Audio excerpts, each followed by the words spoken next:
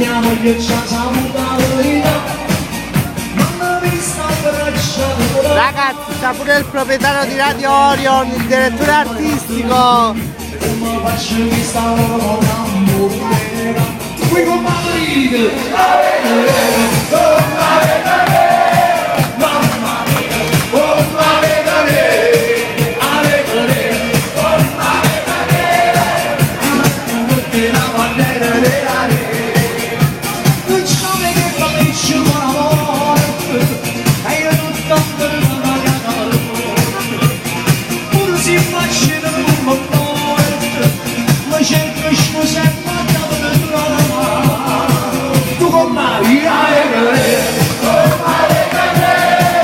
mamma mia, oh Madrid.